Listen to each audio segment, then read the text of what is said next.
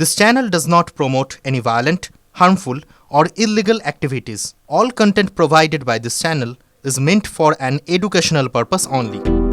উন্নত ভৱিষ্যতৰ বাবে সকলোৱে কাম কৰে কেৱল কঠোৰ পৰিশ্ৰমে নহয় ভৱিষ্যত সুৰক্ষিত কৰিবলৈ সঞ্চয় আৰু বিনিয়োগৰ প্ৰয়োজন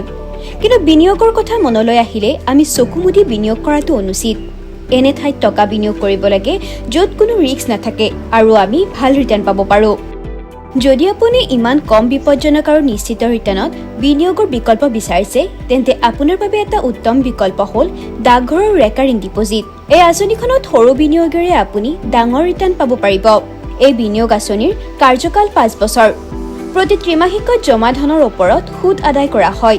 বৰ্তমান ডাকঘৰৰ ৰেকাৰিং ডিপজিটৰ ধনৰ সুতৰ হাৰ 6.7% মাত্ৰ 100 টকাৰে আৰডি একাউণ্ট খুলিব পাৰিব ইয়াত বিনিয়োগৰ কোনো উচ্চ সীমা নাই এই ডাকঘৰৰ আঁচনিখনত বিনিয়োগ কৰিলে আয়কৰ আইনৰ ধাৰা 80(c)ৰ অধীনত কৰ কৰ্তন ব্যৱস্থা কৰা হয়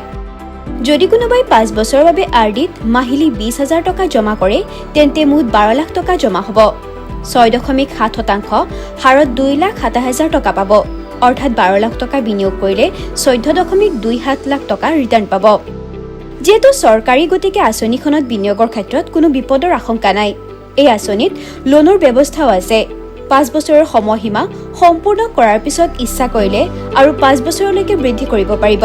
news desk report TV Assam